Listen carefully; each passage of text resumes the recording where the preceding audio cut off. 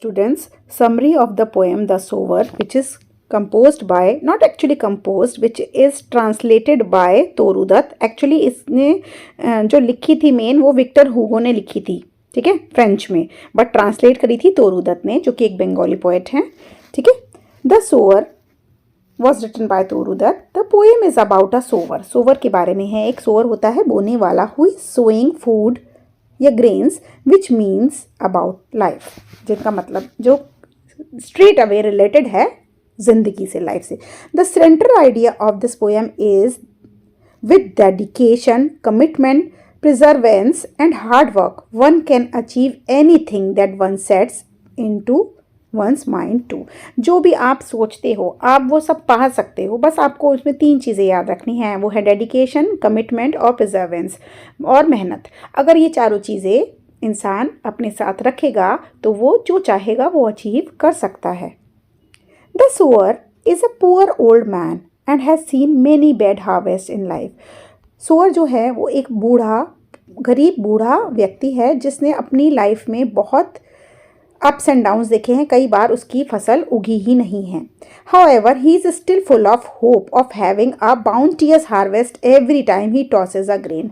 लेकिन हर बार जब भी वो खेत में अनाज के दाने उगाता है वो पूरी उत्साह से, पूरी फुल डेडिकेशन से, पूरे होप से उगाता है कि इस बार हार्वेस्ट बहुत अच्छी होगी.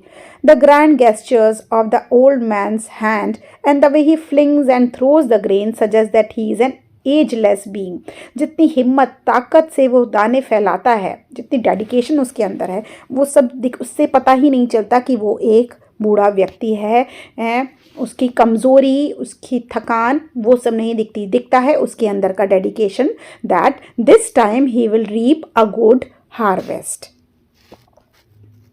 और जो पोइट का ऑब्जर्वेशन है सोअर के बारे में, बहुत प्यारी सी लाइन्स है. The poet's observation about the sower tells us that sower's undeterred faith in the likelihood of a good harvest in the future makes him work hard today.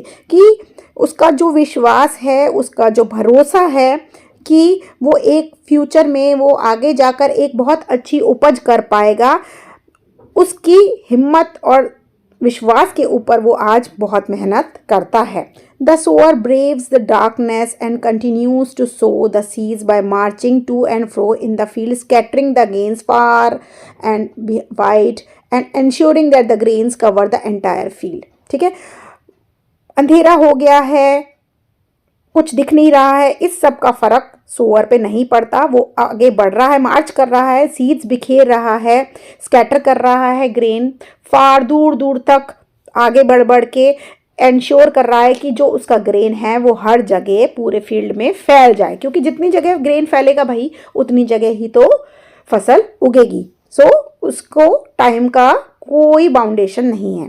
The man is so old that he might not be alive to see the result of his sowing. वो इतना बूढ़ा व्यक्ति है कि उसे इसकी उपज देखने का मौका भी मिलेगा या नहीं उसको नहीं पता, but he still does it so that it is useful for others. लेकिन वो फिर भी वो फसल उगा रहा है कि उसके लिए नहीं तो कम से कम औरों के तो वो काम आएगी.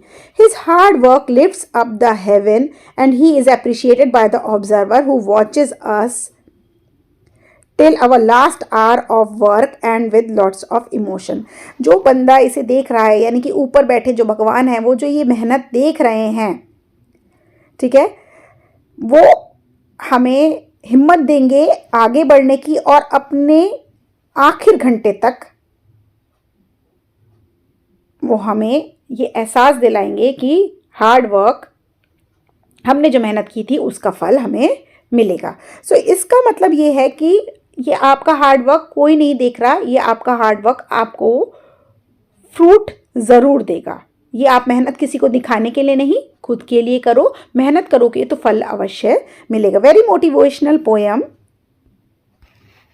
The tone of the poem is full of optimism. पूरी पॉजिटिविटी के साथ ये पोएम भरी हुई है. Is fresh and appealing. आपके अंदर भी उत्तेजना जगा देगी हार्डवर्क करने की, आपके अंदर भी आपको भी मोटिवेट कर देगी कि एक सोअर जो इतनी मेहनत करता है जबकि वो कितनी बार हार मान चुका है, कई बार उसकी उपज अच्छी नहीं हुई है, फिर भी वो आगे बढ़ता जा रहा है. So it will give you a sense of motivation. The poem is full of positive elements that aim to encourage the reader. और मेन पर्पस पोएम का है कि आप जो कि एक रीडर हो वो ये पढ़ के मोटिवेट हो जाओ कि अच्छा करोगे तो अच्छा ही फल मिलेगा. So that is the beautiful explanation. Summary हो गई है. बुक एक्सरसाइजेज लेके आऊँगी जल्द ही दूसरी वीडियो में. Bye bye.